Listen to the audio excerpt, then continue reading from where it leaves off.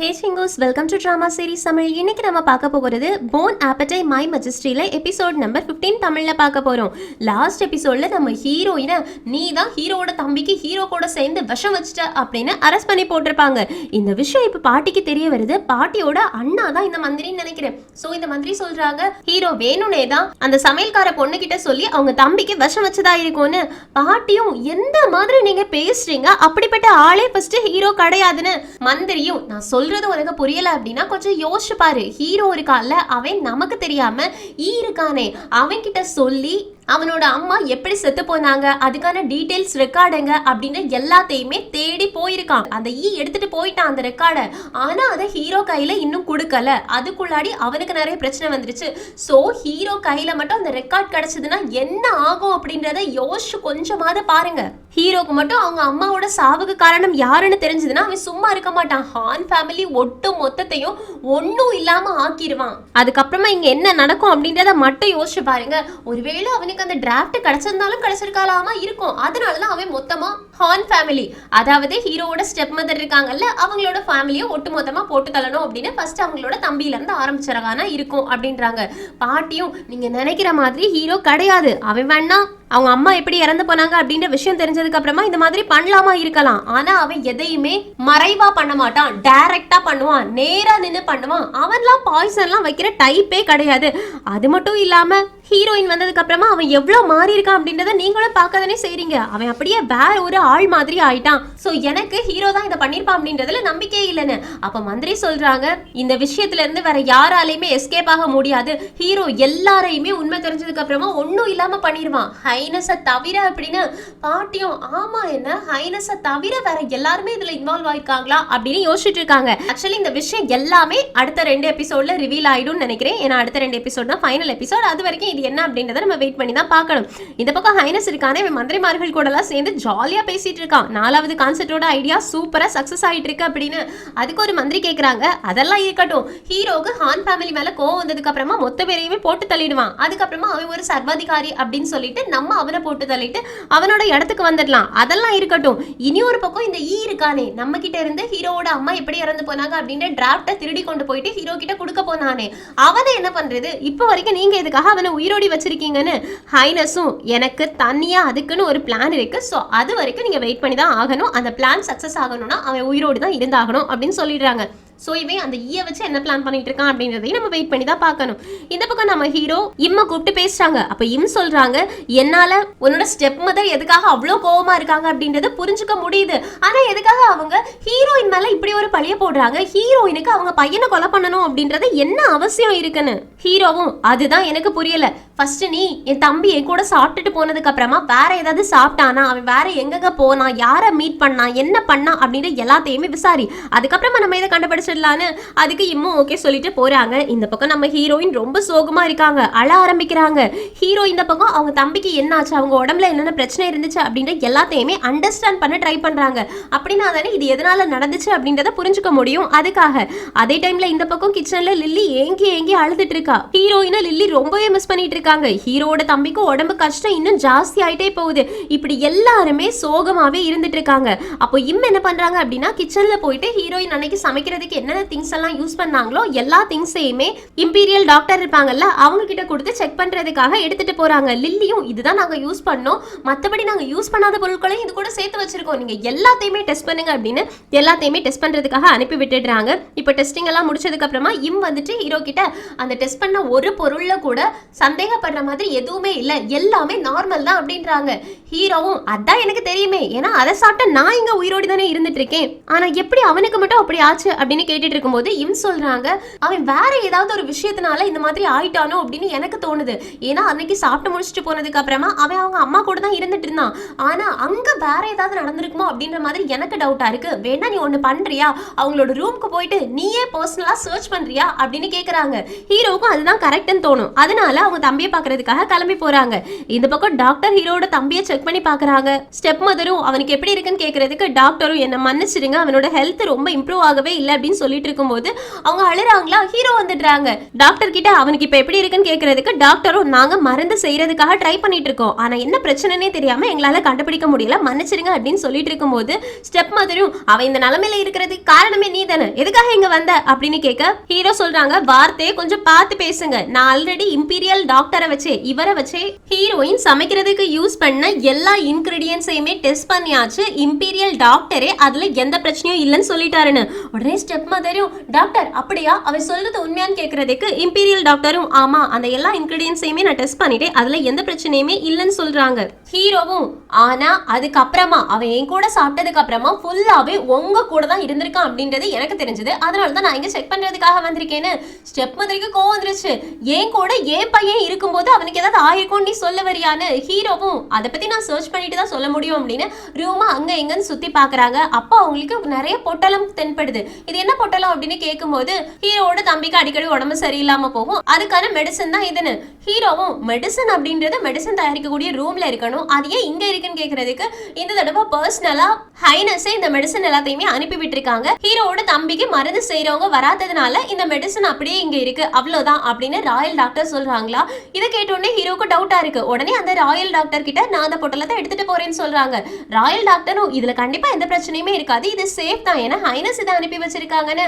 அது மட்டும் இல்லாம ஸ்டெப் மதருமே, ஆமா ஹீரோயின் தான் என்னோட பையன் இந்த மாதிரி இருக்கிறதுக்கு காரணம், ஆனா அவனை விட்டுட்டு நீ வேற எல்லாரையுமே விசாரிச்சுட்டு இருக்க அப்படின்னு சொல்ல ஹீரோவும், போதும் நிறுத்துங்க, இதுக்கு மேல பேசக்கூடிய வார்த்தைகள் ஒன்னொன்னையும் பார்த்து பேசுங்க அப்படின்னு சொல்லிட்டு அங்க இருந்து அந்த பொட்டலத்தை எடுத்துட்டு போயிடுறாங்க. அப்போ ஸ்டெப் மதர் அழுதுகிட்டே கீழே விழுறாங்களா. கூட நிக்கிற எல்லாருக்குமே எங்களுக்கும் ஹீரோவை பார்த்து பயமா தான் இருந்துச்சு, நீ எதுக்கும் பயப்படாத அப்படின்னு சொல்றாங்க. அதுக்கு ஸ்டெப் மதரும், எனக்கு எந்த பயமும் கிடையாது, என் பையனுக்கு மட்டும் ஏதாவது ஆச்சு அப்படின்னா அரசர் ஹீரோயின் ஒருத்தரையும் நான் சும்மா விட மாட்டேன், எல்லாரையுமே சாவடிச்சிருவேன் அப்படின்னு சொல்லிட்டு இருக்கும் போதே அங்க பாட்டியோட அசிஸ்டன்ட் வராங்க.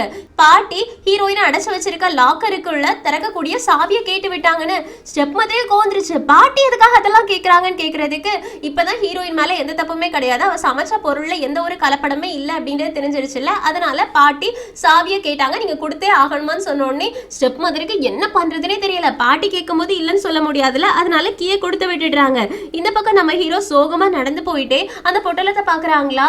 எனக்கும் உங்களுக்கு இந்த பொட்டலம் மேல டவுட் ஜாஸ்தியா இருக்கான்னு கேட்கறதுக்கு அரசரும், இந்த ஒன்ன தவிர வேற எனக்கு என்ன பண்றது அப்படின்றதே தெரியல, இதுலயும் எந்த பிரச்சனையும் இல்ல அப்படின்னா நான் எப்படி ஹீரோயினை காப்பாத்த போறேன், அவ எப்படி இந்த டார்ச்சர் எல்லாத்தையும் சமாளிக்க போறா அப்படின்றதே எனக்கு தெரியலன்னு. எனக்கும், நீங்க கவலைப்படாதீங்க, நீங்க அரேஞ்ச் பண்ண இடத்துலதான் ஹீரோயினை வச்சிருக்காங்கன்னு. ஹீரோவும், நான் அரேஞ்ச் பண்ண இடத்துலயா, நான் இந்த இடத்தையும் அவளுக்கு அரேஞ்ச் பண்ணலையேன்னு சொல்றதுக்கு எனக்கும், மறந்துட்டீங்களா ஃபர்ஸ்டா ஹீரோயினை நீங்க இங்க கூட்டிட்டு வரும்போது ஒரு ஜெயில ஹீரோயினுக்காக அரேஞ்ச் பண்ணியிருந்தீங்களா, அந்த ஜெயில தான் ஹீரோயினை போட்டிருக்காங்க, அதனால நீங்க கவலைப்படாதீங்கன்னு. ஹீரோவும், இப்ப எதுக்காக அதெல்லாம் ஞாபகப்படுத்திட்டு இருக்கீங்க, அதெல்லாம் முன்னாடி நடந்தது, இப்ப அதை பத்தி எல்லாம் பேசக்கூடாது சரியா அப்படின்னு அப்படியே அந்த விஷயத்த மாத்தி விட்டுடுறாங்க. இந்த பக்கம் நம்ம ஹீரோயின், மேங்க்ரோவ் புக் என்ன எதுக்காக இங்க கூட்டிட்டு வந்துச்சு அப்படின்றது எனக்கு தெரியல, நான் எப்படியாச்சும் இங்க இருந்து தப்பிச்சு போயே ஆகணும், நான் வீட்டை ரொம்பவே மிஸ் பண்ணிக்கிட்டு இருக்கேன், நான் எப்படி போறது அப்படின்னு யோசிச்சுட்டே இருக்கும்போது பாட்டி அங்க வராங்க. உடனே ஹீரோயினும், நான் இங்க இருக்கேன்னு சொல்றாங்களா. பாட்டி நேரா வந்து பார்த்துட்டு, நீங்க ரொம்ப கஷ்டப்பட்டுட்டு இருப்பேன்னு நான் நினைச்சேன், ஆனா நீ ரொம்ப சொகுசாதான் இருந்த மாதிரி இருக்குன்னு. ஹீரோயினும், ஆல்ரெடி ஒரு தடவை நான் லில்லி கூட இதே ஜெயில இருந்திருக்கேன், அதனால எனக்கு இது பழகிடுச்சு, அவ்வளவுதான், மத்தபடி எல்லாம் நீங்க நினைக்கிற மாதிரி கிடையாதுன்னு. பாட்டியும், நான் உங்ககிட்ட ஒரே ஒரு தடவை தான் கேட்பேன், என் பேர பையனை கொலை பண்ண ட்ரை பண்ணது நீ தானான்னு கேட்க ஹீரோயினும், நீங்களும் அதை நம்புறீங்களா, நான் எதுக்காக அந்த மாதிரி செய்யணும்னு கேட்கறதுக்கு அரச சொல்லிதான் சொல்ல ஹீரோயினும், என்னை விட உங்க பேர பையனை பத்தி உங்களுக்கு நல்லாவே தெரியும், ஹீரோ ஒருத்தர் ஏதாவது பண்ணணும்னு நினைச்சானா அவன் டைரக்டாவே பண்ணுவான், இந்த மாதிரி வேலையெல்லாம் அவன் கண்டிப்பா பண்ண மாட்டான்னு. பாட்டியும், அது எனக்கு தெரியும், ஆனா அந்த மாதிரி ரூமர்ஸ் தானே இங்க எல்லா இடமுமே பரவி கிடக்குது, அவன் கோமினோ அப்படின்ற ஒரு குக்கை எங்க இருந்தோ கூட்டிட்டு வந்தான், எல்லாருமே அவங்கள கொலை பண்ணிடுங்க அப்படின்னு சொல்லும்போது அவங்கள சமையல்காரியா மாத்தி வச்சிருக்கான். சோ அவங்களுக்கும் அரசருக்கும் இடையில ஏதோ ஒரு விஷயம் இருக்கு, அதனால அவங்க ஹீரோவோட தம்பிய சேர்ந்து கொலை பண்ண ட்ரை பண்ணிட்டாங்க இப்படின்ற மாதிரி தான் ரூமர்ஸ் எல்லா இடமுமே பரவி கிடக்குன்னு. ஹீரோயினும், எதுக்கு எல்லாரும் இந்த மாதிரி ரூமர்ஸ் எல்லாத்தையுமே பரப்பிட்டு இருக்காங்க அப்படின்னு கேட்கறதுக்கு பாட்டியும், நான் உன்னை இங்க வெளியில விட்டேன் அப்படின்னா உன்னால நீ இந்த தப்பையுமே பண்ணல அப்படின்ற விஷயத்த நிரூபிக்க முடியுமான்னு. ஹீரோயினும், என்னால முடியும், என்னால எவிடன்ஸை கண்டுபிடிக்க முடியும்னு. பாட்டியும், சரி ஒருவேளை உன்னால நிரூபிக்க முடியல அப்படின்னா உன்னோட கழுத்தை அறுத்துட்டு நீயே செத்து போயிடணும் அப்படின்னு ஒரு கத்தியை கொடுக்குறாங்க. ஹீரோயினும் அதை எடுத்து பாக்குறாங்க. இப்ப நான் உனக்கு 3 நாள் மட்டும் தான் டைம் கொடுப்பேன், 3 நாளைக்குள்ளாடி நீ தப்பு பண்ணல அப்படின்றத நிரூபிக்கலன்னா நீ இந்த கத்தியை வச்சு உன் உயிரை எடுத்துக்கணும் அப்படின்னு ஒரு அக்ரிமெண்ட் மட்டும் போட்டு ஹீரோயினை திறந்து விடுறாங்க. இந்த பக்கம் கிச்சன்ல ஹீரோவுக்காக இன்னைக்கு சமைச்சு லஞ்ச் எல்லாத்தையும் ரெடி பண்ணிட்டு இருக்காங்களா. அப்ப பின்னாடி இருந்து லஞ்ச் இன்னும் போய் சேரலையா ஹீரோவுக்கு அப்படின்னு ஒரு சத்தம் கேக்குது. எல்லாரும் திரும்பி பார்த்தா நம்ம ஹீரோயின் லில்லி ஓடி போயிட்டு, ஹீரோயின் நீ எப்படி இருக்க, நீ உன்னை வெளியில விட்டுட்டாங்களா, உன் மேல எந்த தப்பும் இல்லை அப்படின்றத நீ ப்ரூவ் பண்ணிட்டியா அப்படின்னு எங்கே அழுறாங்க. அப்போ ஹீரோயின் சொல்கிறாங்க, நான் வந்து எல்லாத்தையும் எக்ஸ்பிளைன் பண்ணுறேன், இப்போ ஹீரோவுக்கு சாப்பாடு கொடுக்க வேண்டிய டைம் ஆயிடுச்சு, நானே கொண்டு போயிட்டு கொடுக்குறேன் அப்படின்னு ஹீரோயின் கூட கொஞ்சம் சமைச்சு ஹீரோவுக்கு கொண்டு போகிறாங்க. அந்த பக்கம் நம்ம ஹீரோ ஒவ்வொரு மெடிசனையாக டேஸ்ட் பண்ணி பார்த்து அதோட டேஸ்ட் எப்படி இருக்கு, அது எதுக்கான மருந்து அப்படின்ற மாதிரி எழுதி வச்சுட்டு இருக்காங்க. அதில் ஒரே ஒரு மெடிசனை மட்டும் அவங்க டேஸ்ட் பண்ணும்போது அது அவங்களுக்கு பிடிக்கவே இல்லை, ரொம்ப கசப்பாக இருக்கு, அதே மாதிரி ஸ்மெல்லும் நல்லாவே இல்லை. அதை எழுதி வச்சுட்டு இருக்கும் போதே ஹீரோ உங்களுக்கு சாப்பாடு வந்துருச்சு அப்படின்னு அசிஸ்டன்ட் அனௌன்ஸ் பண்றாங்க. ஹீரோ, நான் தான் சொன்னேன்ல எனக்கு சாப்பாடு வேண்டாம் அப்படின்னு சொன்னோடனே ஹீரோயின் சொல்றாங்க, நான் உன்கிட்ட சொல்லியிருக்கேன்ல என்ன நடந்தாலும் பரவாயில்ல, நீ சாப்பாடை மட்டும் ஸ்கிப் பண்ணக்கூடாது, நீ இப்போ என்ன பண்ணிட்டு இருக்க அப்படின்னு கேட்க ஹீரோவும் எனக்கு இப்போ ஹீரோயினோட வாய்ஸ் எல்லாம் கேட்க ஆரம்பிச்சிருச்சா, எனக்கு மனப்பிரம பிடிச்சிருச்சுன்னு நினைக்கிறேன், அவளால் எப்படி வெளியில வர முடியும், இருந்தாலும் பரவாயில்ல ஒரு தடவை போய் பார்ப்போமா அப்படின்னு கதவை திறந்துட்டு வெளியில போய் பார்த்தா நம்ம ஹீரோயின் நிற்கிறாங்க.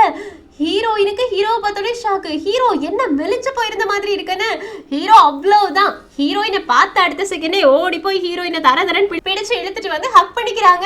அஸ்டனுக்கெல்லாம் பார்த்தோன்னே வெக்கமா வந்துருச்சு.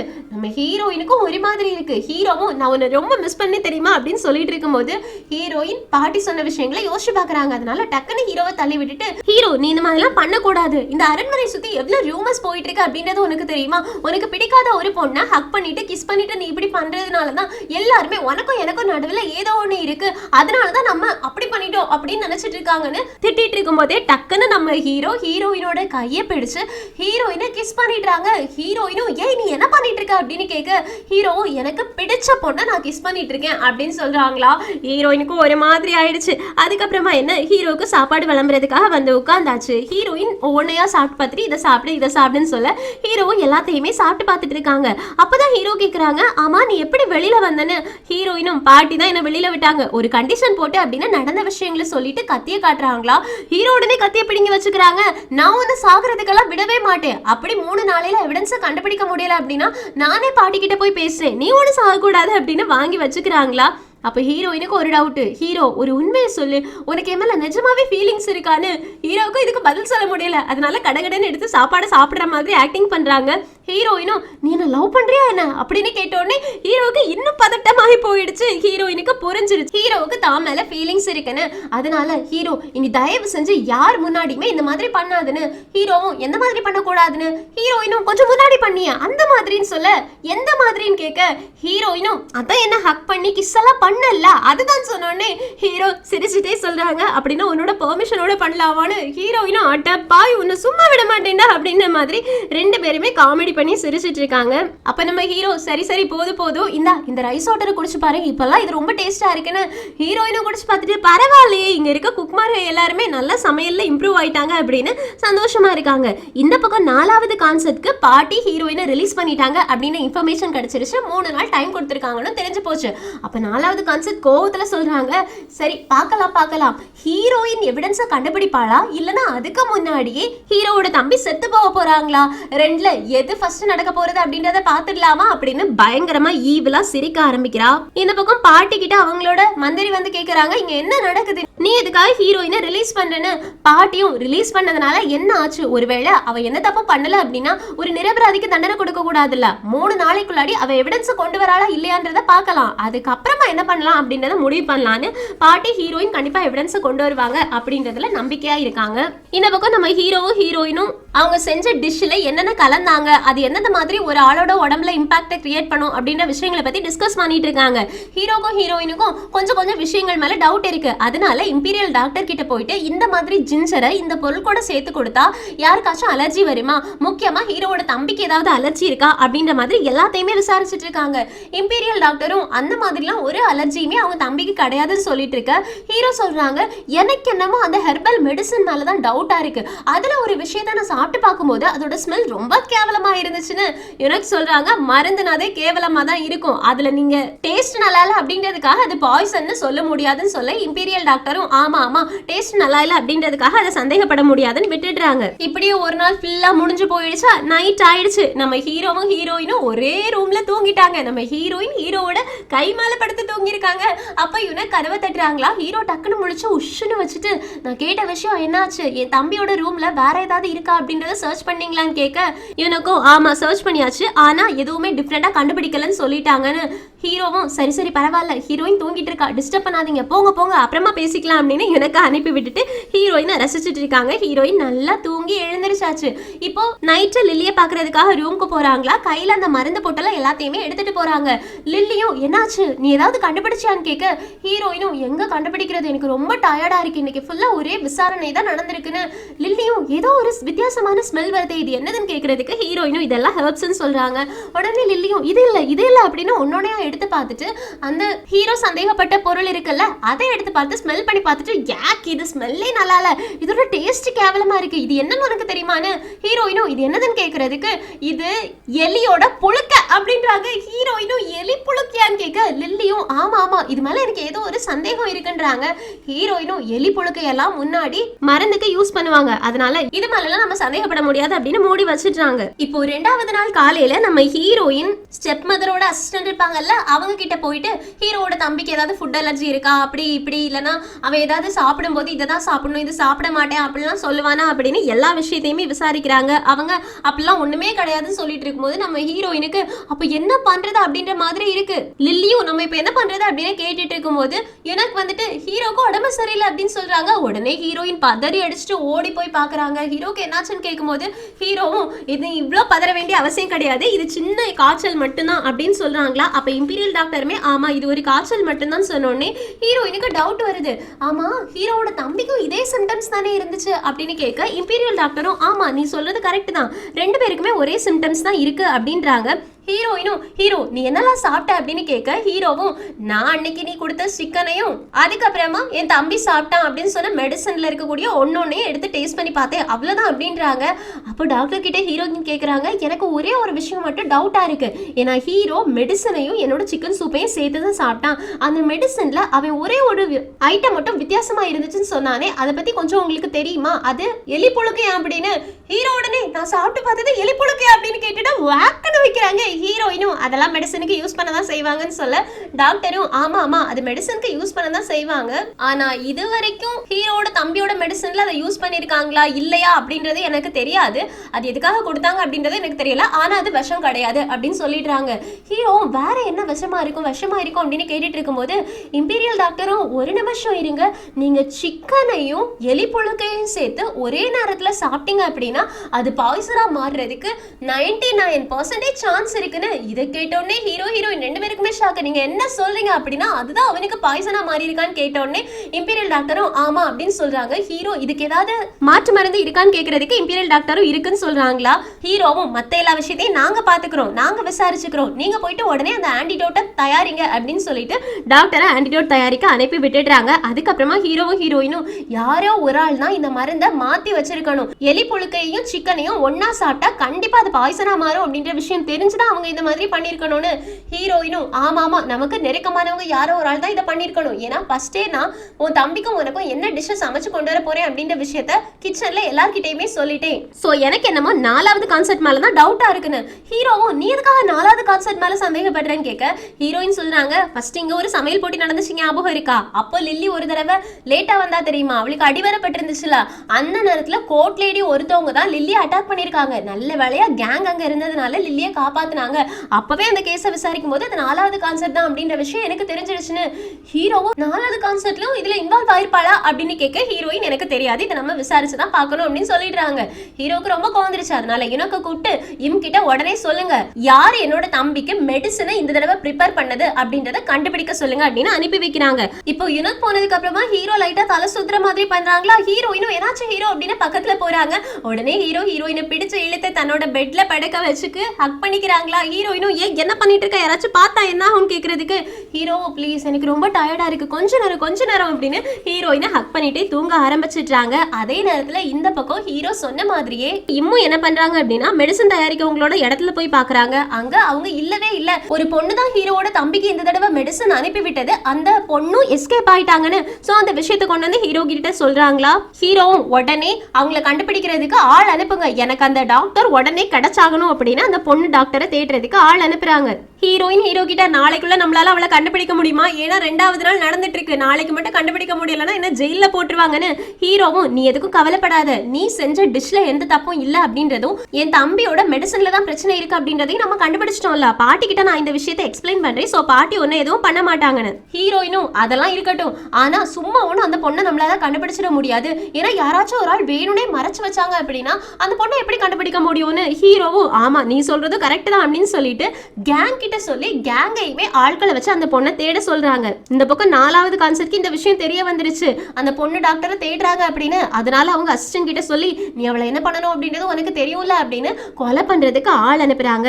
இப்போ அந்த கேர்ள் டாக்டர் இருக்காங்கல்ல, அவங்கள பாக்குறதுக்காக 4வது கான்செப்டோட அசிஸ்டன்ட் போறாங்க. அந்த லேடி டாக்டரும் அங்க எல்லாமே நல்லா ஆயிடுச்சா, நம்ம பிளான் பண்ண மாதிரி எல்லாம் சக்சஸ்ஃபுல்லா போச்சா, நான் இனி மறைஞ்சிருக்க வேண்டிய அவசியம் கிடையாதா, நான் வரலாமா அப்படின்னு கேக்குறதுக்கு 4வது கான்செப்டோட அசிஸ்டன்டும் நீ வர வேண்டிய டைம் வந்துருச்சு, ஆனா அதுக்கு முன்னாடி அப்படின்னு சொல்லிட்டு அவ தலையில ஒரு ஊசி மாதிரி ஒண்ணு எப்பவுமே வச்சிருப்பாள்ல, அதை எடுத்து அந்த பொண்ணை குத்தி கொலை பண்றதுக்காக ட்ரை பண்றாளா. அந்த நேரத்துல கரெக்டா கேங் அங்க வந்துட்டாங்க, அவங்க கல்லால தூக்கி எறிய அந்த டாக்டர் பொண்ணு மயக்கம் போட்டு விழுந்துடுறாங்க. அசிஸ்டன்ட்டுக்கும் கேங்குக்கும் சண்டை நடக்குது. அப்போ கேங் கேக்குறாங்க என்னோட அக்காவையும் இந்த மாதிரி நீங்க தானே கொலை பண்ணது, நீ சொல்லு என் அக்காவை உன்னோட இதே ஊசினாலதான் கொலை பண்ணிருக்க அப்படின்ற விஷயம் எனக்கு நல்லாவே தெரிஞ்சது, சோ யார் சொல்லி நீ பண்ண, அரச சொல்லி பண்ணியா இல்லனா 4வது கான்செப்ட் சொல்லி பண்ணியா, இவங்க 2 பேர்ல யாரோ ஒரு ஆள் தான் என்னோட அக்கா சாவுக்கு காரணமானது, சொல்லு சொல்லு அப்படின்னு கேக்குறதுக்கு அசிஸ்டன்ட் உன்னை நான் உயிரோடி விட மாட்டேன்டா அப்படின்னு பயங்கரமா சண்டை நடக்குது. கடைசியா அந்த அசிஸ்டன்ட் இருக்காங்கல்ல, அவங்க கேங்க பிடிச்சு வச்சுட்டு கேக்குறாங்க எனக்கு இப்ப நீ கேக்குறதுல புரிஞ்சிருச்சு, அரசர் மேலயுமே உனக்கு டவுட் இருக்குன்னு, அதனால அரசரை மலை மேல வச்சு ஷூட் பண்ணது நீ தானே அப்படின்னு கேக்குறாங்களா. அப்பதான் கேங் அதை யோசிச்சு பாக்குறாங்க, ஆக்சுவலி கேங் தான் அரசரை கொலை பண்றதுக்காக அந்த டைம் ட்ரை பண்ணி இருந்திருப்பாங்க, ஏன்னா அவனோட அக்காவை அரசர் தான் கொலை பண்ணிருப்பாங்க அப்படின்னு இவ்வளவு நாள் அவன் நினைச்சிட்டு இருந்தான். அதனால மறுபடியும் சண்டை போட்டு அப்போ உண்மையை சொல்லி யார் கொலை பண்ணா 4வது கான்செப்டா அப்படின்னு கேட்கும்போது அந்த அசிஸ்டன்ட் இருக்காங்கல்ல, அவங்க ஒரு மாதிரி பேச வைக்கிறாங்க. அதுலயே தெரிஞ்சிருச்சு இவனுக்கு 4வது கான்செப்ட் தான் என்னோட அக்காவை கொலை பண்ணது அப்படின்னு. அவதான் கொலை பண்ணாளா, அரசர் கிடையாதா அப்படின்னா இவ்வளவு நாள் நான் அரசரை தப்பா நினைச்சிட்டு இருந்தேன்னா 4வது கான்செப்ட் தான் என்னோட அக்காவோட சாவுக்கு காரணமா, ஏண்டி என்னோட அக்காவை கொலை பண்ணீங்க அப்படின்னு கேட்கறதுக்கு அசிஸ்டன்ட் சொல்றாங்க ஏன்னா கோர்ட்ல இருக்கக்கூடிய ஒவ்வொருத்தரோட தேவையும் முடிஞ்சதுக்கு அப்புறமா அவங்க இறந்து போய் தான் ஆகணும்னு. கேங்கும் யார் அதை முடிவு பண்றது, என் அக்கா சாவுக்கு காரணமான உங்களை நான் சும்மா விட மாட்டேன் அப்படின்னு இன்னும் பயங்கரமா சண்டை போட ஆரம்பிக்கிறாங்க. அப்போ இந்த அசிஸ்டன்ட் இருக்கால, அவளுக்கு பலம் ஜாஸ்தி, கேங்கோட கழுத்திலேயே கத்திய வச்சுட்டா. அதுக்கப்புறமா ஈவலா சிரிச்சுட்டே சொல்றா உன் அக்கா சாவுக்கு என்ன காரணம் அப்படின்றது நீ சாவறதுக்கு முன்னாடி தெரிஞ்சுக்க ஆசைப்படுறியா, ஆக்சுவலி உன் அக்கா இங்க வந்ததுக்கு அப்புறமா உன் அக்கா கொஞ்சம் கொஞ்சமா ஹீரோ கூட க்ளோஸ் ஆக ஆரம்பிச்சாங்க. அது 4வது கான்செப்ட்க்கு பிடிக்கவே இல்லை, எத்தனை தடவை வார்ன் பண்ணியுமே அவங்க கேட்காம என் தம்பியை எப்படியாச்சும் இங்க கூட்டிட்டு வந்துருங்க, என் தம்பிக்கு ஒரு நல்ல வாழ்க்கை கிடைக்கணும் அப்படின்னு உனக்காக ட்ரை பண்ணாங்க. அது 4வது கான்செப்ட்க்கு பிடிக்காம போயிடுச்சு, அதனாலதான் உன் அக்காவை போட்டு தள்ளிட்டாங்க அப்படின்னு. இது கேட்ட உடனே கேங்குக்கு ரொம்பவே மனசு கஷ்டமாயிடுச்சு, என் அக்காவை போய் போய் இந்த ஒரு ரீசனுக்காக கொலை பண்ணீங்களா, என்ன இங்க என் அக்கா கூட்டிட்டு வரணும் அப்படின்னு ஆசைப்பட்டு அந்த ஒரே ஒரு ரீசனுக்காக என் அக்காவை கொலை பண்ணீங்களா அப்படின்னு பயங்கரமா கோவப்பட்டு அவளை அடிச்சு போட்டுடுறாங்க. அசிஸ்டன்ட் மயக்கமாயிடுறாங்க. கொஞ்ச நேரத்திலேயே கேங் என்ன பண்றாங்க அப்படின்னா அசிஸ்டன்ட மரத்துல கட்டி வச்சுட்டு அந்த டாக்டர் பொண்ணு இருப்பால அவளை எழுப்புறாங்க. அவ பயந்து போயிடுறா. கேங் சொல்றாங்க நான் உன்னை எதுவுமே பண்ண மாட்டேன், தயவு செஞ்சு எனக்கு ஒரு உண்மையை மட்டும் சொல்லு, நீ தான் ஹீரோவோட தம்பியோட மருந்தை மாத்தி வச்சியான்னு. அதுக்கு அந்த பொண்ணு ஆமா நான் தான் பண்ணேன், 4வது கான்செப்ட் சொல்லி தான் பண்ணேன்னு. கேங்குக்கு கோவம் வந்துருச்சு, அந்த 4வது கான்செப்ட் தான் இது எல்லாத்துக்கும் பின்னாடி இருக்கக்கூடியதா அப்படின்னு இன்னும் கோவப்படுறாங்க. அதுக்கப்புறமா இதுக்கு பின்னாடி வேற ஏதாவது இருக்கான்னு கேட்கும்போது அந்த பொண்ணு டாக்டர் சொல்றாங்க அவங்களுக்கு பின்னாடி இனியொரு ஆள் இருக்காங்க அப்படின்னு ஹைனஸோட நேம சொல்ல வாயெடுக்கிறாங்க. அதுக்குள்ளாடி பின்னாடி இருந்து ஒருத்தன் ஒரு அம்பை எஞ்சு அந்த பொண்ணு டாக்டரையும் கொலை பண்ணிடுறான். சோ கேங் அவங்கள துரத்தி பிடிக்க ட்ரை பண்ணாங்க, அவங்களால முடியல. யார் கொலை பண்ண ட்ரை பண்ணது தெரியுமா, ஹைனஸோட வேலைக்காரன் தான். சோ அவன் போயிட்டு ஹைனஸ் கிட்ட ரிப்போர்ட் பண்றான், நான் அந்த பொண்ணை கொலை பண்ணிட்டேன், ஆனா கேங்க கொலை பண்ண முடியல, அவன் ரொம்ப ஸ்ட்ராங்கா இருக்கான்னு. ஹைனஸும் உன்னோட கையில வெட்டுக்காயம் பட்டிருக்கா, சோ நீ கொஞ்சம் கவனமாயிரு, இதுக்கு அப்புறமா என்ன பண்ணணும் அப்படின்றது எனக்கு தெரியும், யார்கிட்டையும் மாட்டிடாத அப்படின்னு அட்வைஸ் பண்ணிட்டு அந்த ஈ இருக்கான்ல அவனை அரண்மனைக்கு கூட்டிட்டு வாங்க அப்படின்னு சொல்றாங்க. சோ ஈ வந்துட்டு ஹைனஸோட கையில தான் இருக்காங்க. அப்படின்னா ஹீரோவோட அம்மா சாவுக்கு காரணமான ரீசன் என்ன அப்படின்ற அந்த புக் இருக்கும்ல, அதுவும் ஹைனஸ் கிட்ட தான் இருக்கும்னு நினைக்கிறேன். வெயிட் பண்ணி பார்க்கலாம். இங்க கட் பண்ணா இம் இருக்காங்கல்ல, அவங்க கேங் சொல்லி 4வது கான்செப்டோட அசிஸ்டன்ட் அரெஸ்ட் பண்ணி கொண்டு வந்து ஜெயில போட்டாச்சு. இவங்க தான் உன் தம்பியை கொலை பண்ண ட்ரை பண்ணது, இவங்க தான் அந்த ஃபீமேல் டாக்டருக்கு காசு கொடுத்து அவங்கள மருந்தை மாத்தி வைக்க சொன்னது அப்படின்னு இம் எக்ஸ்பிளைன் பண்ணிட்டு இருக்காங்களா. அப்ப ஹீரோ ஒழுங்கு மரியாதை நிமிந்து என்ன பாருன்னு சொல்றதுக்கு அசிஸ்டன்ட் நிமிந்து பாக்குறாங்க. இதுக்கும் 4வது கான்செப்ட்க்கும் சம்மந்தம் இருக்கான்னு கேட்கறதுக்கு உடனே அவ இல்ல இல்ல அவங்களுக்கும் இதுக்கும் சம்மந்தமே கிடையாது முடியாது அப்படி இப்படின்னு அழ ஆரம்பிக்கிறாளா. ஹீரோ சிரிச்சுட்டு நானே 4வது கான்செப்ட் கிட்ட போய் கேட்டுக்கிறேன் அப்படின்னு வேகமா 4வது கான்செப்ட் கிட்ட போறாங்க. 4வது கான்செப்ட் பரவாயில்லையே ஹீரோ, ரொம்ப நாள் கழிச்சு என் ஞாபகம் உனக்கு வந்திருக்குன்னு நினைக்கிறேன், என்ன பாக்குறதுக்காக வந்திருக்குன்னு. ஹீரோவும் நீ தான் என் தம்பியை கொலை பண்றதுக்காக ட்ரை பண்ணதா, நீ தான் காசு கொடுத்து அந்த ஃபீமேல் டாக்டர் கிட்ட மருந்தை மாத்தி வைக்க சொன்னதான்னு. 4வது கான்செப்ட் நான் பண்ணவே இல்லைன்னு சொல்றாங்க. ஹீரோவும் எனக்கு தெரியும் நீ தான் பண்ணிருப்பேன்னு. 4வது கான்செப்ட் உன்கிட்ட எவிடன்ஸ் இருக்கா, எவிடன்ஸ் இருந்தா மட்டும் பேசுன்னு. ஹீரோ சிரிச்சுட்டு எவிடன்ஸ் தானே, எவிடன்ஸோட வந்து உன்னை கையும் களவுமா பிடிக்கிறேன் பாரு அப்படின்னு கோவத்துல போறாங்க. 4வது கான்செப்ட்க்கு இன்னும் ரொம்ப கோவம் வந்துருச்சு. அதுக்கப்புறமா என்ன 2 நாள் முடிஞ்சு போயிடுச்சு. இப்போ 3வது நாள் ஆரம்பிச்சாச்சு. ஹீரோக்கு இன்னுமே உடம்பு சரியாகல, ஏன்னா ஹீரோக்குமே பாய்சன் வந்திருக்குல்ல. இப்போ ஹீரோ கேக்குறாங்க ஆமா 4வது கான்செப்ட் தான் இது எல்லாத்துக்கும் பின்னாடி இருக்கக்கூடியது அப்படின்றத நீ எப்படி கண்டுபிடிச்ச? கேங் கிட்ட சொல்லி 4வது கான்செப்டை ஃபாலோ பண்ணிட்டு போ, அவங்களோட அசிஸ்டன்ட ஃபாலோ பண்ணிட்டு போ, ஃபீமேல் டாக்டரை கண்டுபிடிக்க முடிஞ்சிரும் அப்படின்னு உன்னால எப்படி ஐடியா கொடுக்க முடிஞ்சதுன்னு. ஹீரோயினும் வேற என்ன அந்த லில்லி மேட்டர் சொன்னேன்ல அதை வச்சுதான் சொல்றேன்னு சொன்னோடனே ஹீரோவும் அப்படின்னு சொல்லிட்டு இருக்காங்க. அந்த நேரத்துல கரெக்டா இம்பீரியல் டாக்டர் உள்ள வராங்க. ஹீரோயின் உடனே அமைதியா நின்னுடுறாங்க. ஹீரோவுக்கு இம்பீரியல் டாக்டர் மருந்து கொடுக்குறாங்க. ஹீரோவுக்கு உடனே உடம்பு சரியான மாதிரி இருக்கு. இப்போ என் தம்பிக்கு இந்த மருந்து கொடுக்கலாமான்னு கேட்கறதுக்கு டாக்டரும் ஆமான்னு சொல்றாங்க. நான் போயிட்டு அவங்களுக்கு மருந்து கொடுக்குறேன்னு சொல்றதுக்கு ஹீரோ இல்ல நானும் கூட வருவேன் அப்படின்னு ஹீரோயினையும் கூட்டிட்டே இம்பீரியல் டாக்டர் கூட சேர்ந்து மருந்து கொடுக்கறதுக்காக போறாங்க. இப்போ கதவை திறந்துட்டு மருந்து ரெடி ஆயிடுச்சு கொடுங்க அப்படின்னு சொல்றதுக்கு பாட்டியும் மருந்து ரெடி ஆயிடுச்சான். உடனே மருந்து கொடு அப்படின்னு ஸ்டெப் மதர் கிட்ட சொல்ல ஸ்டெப் மதரும் அந்த மருந்தை எடுத்து ஹீரோவோட தம்பிக்கு கொடுக்குறாங்க. ஃபர்ஸ்ட் ஹீரோட தம்பி அதை குடிக்கிறாங்க. அவங்க கண்ணு திறக்கிற மாதிரி தான் இருக்கு. ஆனா என்ன வாமிட் பண்ணிடுறாங்க. ஸ்டெப் மதருக்கு பயம் வந்துருச்சு. நீங்க மருந்து அப்படின்ற பேர்ல எதை கொண்டு வந்தீங்க, என் பையனோட உயிரை எடுக்கலாம் நீங்க முடிவு பண்ணிட்டீங்களா அப்படின்னு பயங்கரமா திட்டுறாங்க. அப்ப இண்டிவிஜுவல் டாக்டர் சொல்றாங்க உங்க பையன் 2 நாளா எதுவுமே சாப்பிடல, அதனாலதான் அவங்களால அந்த மருந்தை சாலோ பண்ண முடியல, அவங்களுக்கு ஏதாவது ஒண்ணு சாப்பிட கொடுத்தாகணும்னு. ஸ்டெப் மதரும் நான் என்ன கொடுத்தாலுமே அக்செப்ட் பண்ண மாட்டேங்கிறான், இவனோட உடம்பு கண்டிஷனை பாத்தீங்கல்ல என்ன கொடுக்கறதுன்னு கேக்குறதுக்கு ஹீரோயினும் உங்களுக்கு நல்லா தெரியுமா இவன் சாப்பிட்டாததுனால தான் இந்த மருந்து வேலை செய்யலாம்னு கேக்குறதுக்கு ஆமான்னு சொல்றாங்க. சோ ஹீரோயினும் நான் சாப்பாடு ரெடி பண்ணிட்டு வரேன்னு. ஸ்டெப் மதரும் நில்லு, நீ எங்கேயுமே போக கூடாது, நீ கொடுத்த சாப்பாட்டுனால தான் என் பையனுக்கு இப்படி ஆயிருக்கு, திரும்ப ஒரு தடவை ஒன்னு நான் சமைக்கிறதுக்கு விடவே மாட்டேன்னு. ஹீரோக்கு கோவம் வந்துருச்சா. ஆனா அந்த நேரத்துல பாட்டி பேசுறாங்க நீ என்ன பேசிட்டு இருக்க, கொஞ்சமாச்சும் யோசிச்சு பேசு, ஆல்ரெடி இம்பீரியல் டாக்டரே போயிட்டு செக் பண்ணிட்டாங்க, ஹீரோயின் சமைச்சதுனால எந்த பிரச்சனையுமே இல்ல, இவன் சாப்பிட்ட மருந்து தான் இவனுக்கு பாய்சன் ஆயிருக்கு, அதுவும் இம்பீரியல் டாக்டரே சொன்னாரு அப்படின்றது உனக்கே தெரியும்ல. 4வது கான்செப்டோட அசிஸ்டன்ட் அரெஸ்ட் பண்ணிருக்காங்க, அவங்க தான் இது எல்லாத்துக்குமே காரணம், அதனால தயவு செஞ்சு அவளை ப்ரிப்பேர் பண்ண விட ஃபுட்டை அப்படின்னு சொல்றதுக்கு ஸ்டெப் மதர் என்ன செய்யும் தெரியாம இருக்காங்க. நம்ம ஹீரோவும் ஹீரோயின் போயிட்டு ஃபுட் அரேஞ்ச் பண்ண அப்படின்னு சொன்னோடனே ஹீரோயின் போயிட்டு ஃபுட் அரேஞ்ச் பண்றாங்க. மெடிசினல் ஃபுட் அரேஞ்ச் பண்ணி கொண்டு வந்தாச்சு. இப்போ டேஸ்டிங் பண்ணணும்ல, ஃபர்ஸ்ட் டெஸ்ட் பண்ணணும்ல, அதுக்கு ஹீரோயின் சொல்றாங்க நானே டேஸ்ட் பண்ணி பாக்குறேன்னு. ஹீரோவும் இல்ல வேண்டாம், என் மேல தானே இவங்க எல்லாருக்கும் சந்தேகம், நான் தானே என் தம்பிக்கு விஷம் வச்சிருப்பேன் அப்படின்னு நினைக்கிறாங்க, அதனால நான் டேஸ்ட் பண்ணி பாக்குறேன்னு சொன்னோடனே ஸ்டெப் மதர் என்ன ஹீரோ பேசிட்டு இருக்க, நீ ஒன்னும் டேஸ்ட் பண்ண வேண்டிய அவசியம் கிடையாது, ஹீரோயின் நீயே டேஸ்ட் பண்ணு அப்படின்னு சொல்றாங்க. சோ ஸ்டெப் மதருக்கு ஹீரோ மேல பாசம் இருக்கு அப்படின்றது தெரியுது. நம்ம ஹீரோயினும் ஓகே அப்படின்னு ஃபுட்டை டேஸ்ட் பண்ண போறாங்களா, டக்குனு ஹீரோவுமே எடுத்து டேஸ்ட் பண்ணிடுறாங்க. ஸோ 2 பேரும் ஒரே நேரத்துல சாப்பிடுறாங்க. அவங்க 2 பேருக்குமே எதுவுமே ஆகல. அதனால பாட்டியும் ப்ளீஸ் தயவு செஞ்சு அவனுக்கு சாப்பாடு கொடு அப்படின்னு சொன்னதுனால தம்பிக்கு சாப்பாடை கொடுக்குறாங்க. அவன் கொஞ்சமா சரியாக ஆரம்பிச்சிட்டான். அம்மா அப்படின்னு சொல்றான். டாக்டர் செக் பண்ணி பார்த்துட்டு இவனோட பல்ஸ் நார்மல் ஆயிடுச்சு அப்படின்னு சொல்றாங்களா. ஸோ அங்க இருக்க எல்லாருக்குமே ரொம்ப சந்தோஷம் ஆயிடுச்சு. கடைசியா ஹீரோட தம்பிக்கு எந்த பிரச்சனையும் இல்லை அப்படின்றது தெரிஞ்சிருச்சு. இப்போ வெளியில போகும்போது ஹீரோயின் மயக்கம் போட்டு விழுற மாதிரி போயிடுறாங்க. ஹீரோ தாங்கி பிடிச்சிருச்சு என்ன ஆச்சு அப்படின்னு கேட்க ஹீரோயினும் ஒன்றும் இல்லை, இவ்வளோ நாளும் ரொம்ப டயர்டா போச்சு இல்லை, அதனாலதான் நான் ரெஸ்ட் எடுத்தா சரியாயிடும், நீயும் ரெஸ்ட் எடுக்க வேண்டிய டைம்னு சொல்ல ஹீரோவும் சரி நான் ரெஸ்ட் எடுக்கிறேன், ஆனா நைட்டு என்ன பாக்குறதுக்காக நம்ம சாப்பாடு கொடுத்தோம்ல அந்த இடத்துக்கு வருவியான்னு கேட்க ஹீரோயினும் ஓகே அப்படின்னு சொல்றாங்க. அதுக்கப்புறமா தான் யோசிக்கிறாங்க ஹீரோ ஒருவேளை மேங்க்ரோவ் புக்கை கண்டுபிடிச்சிட்டானோ, அதை எனக்கு தரதுக்காக தான் கூப்பிட்டு விட்டுருக்கானோ அப்படின்னு சந்தோஷப்படுறாங்க. அதே நேரத்துல அந்த புக்கு கிடைச்சு நான் ஃபியூச்சருக்கு போயிட்டேன்னா இவங்க எல்லாரையும் மிஸ் பண்ணுவேனே அப்படின்ற மாதிரி அவங்களுக்கு மனசுமே ரொம்ப கஷ்டமா இருக்குது.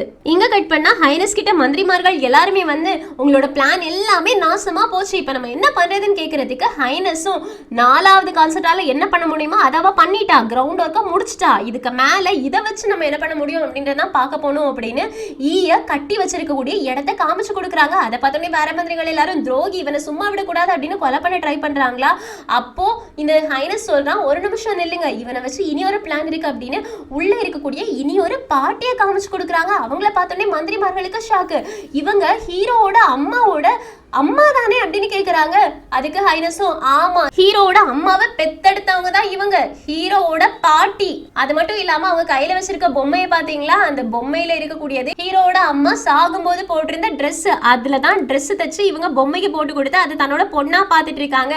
இதை வச்சு நம்ம ஹீரோவை தூண்டி விட்டோம் அப்படின்னா ஹீரோ ஹான் ஃபேமிலியை மட்டும் இல்ல எல்லாரையுமே அழிக்க ஆரம்பிச்சிடுவான். அதுக்கப்புறமா அவன் ஒரு சர்வாதிகாரி அப்படின்னு அவனை நம்ம பதவியில இருந்து தூக்கி அந்த இடத்துல நம்ம போயிடலாம் அப்படின்னு இவன் மறுபடியும் இதை வச்சு ஏதோ ஒன்று பிளான் பண்ணிட்டு இருக்கான். இது எல்லாத்துக்கான விடையுமே நமக்கு அடுத்த எபிசோட்லாம் தெரிய வரும். அதே நேரத்தில் இந்த பக்கம் 4வது கான்செப்ட் இருக்கால, அவ இப்ப அவளோட அசிஸ்டன்ட் பேசக்கூடாது, வாய் திறந்து பேசிட்டா அப்படின்னா பிரச்சனை ஆயிடும். அதனால யாருக்குமே தெரியாம அவங்களோட அசிஸ்டன்ட பாக்குறதுக்காக போறாங்க. அவங்களோட அசிஸ்டனும் நீங்க வந்துட்டீங்களா அப்படின்னு கேட்கும்போது இவளும் ஆமா உன்னை வெளியில கூட்டிட்டு போறதுக்காக தான் வந்திருக்கேன், நான் உனக்கு சுதந்திரம் தர போறேன்னு அதை நினைச்சு அவங்களோட அசிஸ்டன்ட் சந்தோஷப்பட்டு இருக்கும் போதே கையில அந்த ஊசி இருக்கும்ல அதை வச்சு அவளே அவங்களோட அசிஸ்டன்ட கொலை பண்ணிட்டு இதை தவிர எனக்கு வேற வழி இல்ல, இதை தவிர உனக்கு சுதந்திரத்தை எப்படி எனக்கு தரதுன்னு தெரியல அப்படின்னு அழுதுகிட்டே அங்க இருந்து ஓடி போயிடுறா. சோ இப்ப அசிஸ்டன்டோட கதையும் முடிஞ்சிருச்சு.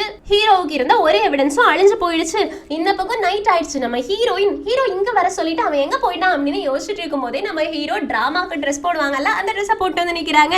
என்ன இந்த ட்ரெஸ் போட்டு வந்திருக்க, நீ என்ன டிராமா இப்ப டான்ஸ் ஆட போறியா அப்படின்னு கேட்க ஹீரோவும் ஆமா இந்த டான்ஸ் ஆடணும் அப்படின்னா நம்ம யாருக்காக ஆடுறோமோ அவங்களோட கெட்ட விஷயங்கள் எல்லாமே போயிட்டு அவங்களுக்கு நிறைய நல்ல விஷயங்கள் நடக்கும் அப்படின்னு நிறைய பேர் எனக்கு சொல்லி கொடுத்துருக்காங்க. என் பாட்டியை சந்தோஷப்படுத்துறதுக்காக தான் நான் இந்த டான்ஸை கத்துக்கிட்டேன். ஸோ இப்போ முன்னாடி நான் ஆடணும்னு நினைக்கிறேன், நீ பார்க்க ரெடியா இருக்கியான்னு ஹீரோயினும் கண்டிப்பா ஆடுன்னு சொல்ல நம்ம ஹீரோ ஆடுறாங்க. ஹீரோயின் அப்படியே ஹீரோக்கும் ஹீரோயினுக்கும் நடந்த எல்லா விஷயங்களையுமே யோசிச்சு பார்த்துட்டு ஒருவேளை இந்த டான்ஸை நான் இப்பதான் பாக்குறது கடைசி தடவையா கூட இருக்கலாம், என் மனசு ரொம்பவே வலிக்குது அப்படின்னு சோகமா ஃபீல் பண்ணிட்டு இருக்காங்க. அப்போ ஹீரோ டான்ஸ் எல்லாம் ஆடி முடிச்சுட்டு எப்படி இருந்துச்சுன்னு கேட்க ஹீரோயினும் சூப்பரா இருந்துச்சுன்னு. ஹீரோவும் சரி இப்போவுமே நீ அந்த மேங்க்ரோ புக்கை தேடிட்டு தான் இருக்கியான்னு கேட்க ஹீரோயினும் கண்டிப்பா அந்த புக் இருந்தா தான் நான் ஃபியூச்சருக்கு போக முடியும்னு. ஹீரோவும் கண்டிப்பா நீ போய் தான் ஆகணுமா, ஒருவேளை நீ போக வேண்டாம்னு சொன்னா நீ என்ன பண்ணுவேன்னு. ஹீரோயினும் அதை எப்படி போகாம இருக்க முடியும், எனக்கு அந்த புக்கு தேவை, நீ அதை எனக்கு கண்டுபிடிச்சு தரேன்னு சொல்லியிருந்தல்ல, நீ சொல்றத பார்த்தா கண்டுபிடிக்கவே ஆள் அனுப்பல போலையேன்னு. ஹீரோவும் கண்டிப்பா கண்டுபிடிக்கிறதுக்கு ஆள் அனுப்புவேன், ஆனா அதை கண்டுபிடிச்சு கொண்டு வந்தா கூட நீங்க வந்து போகணும் நான் நினைக்கவே இல்லை, நீ என் கூடவே இருக்கணும்னு நினைக்கிறேன், பேசாம எனக்கு நீ பார்ட்னர் ஆயிடுறியா அப்படின்னு கேட்க நம்ம ஹீரோயினும் யோசிச்சுதான் பேசிட்டு இருக்கேன், நீ என்ன கேட்கற அப்படின்றது உனக்கு தெரியுதான்னு கேட்க நம்ம ஹீரோவும் ஆமா நல்லாவே தெரிஞ்சுதான் கேட்டுட்டு இருக்கேன் அப்படின்னு, எனக்கு ஒய்ஃப் ஆகுறியா அப்படின்னு ஹீரோயினோட கையை பிடிச்சு ரிங்க போட்டு கொடுத்து அப்படியே கிஸ் பண்ணிடுறாங்க. நம்ம ஹீரோயினுக்கு என்ன பண்றதுன்னே தெரியல.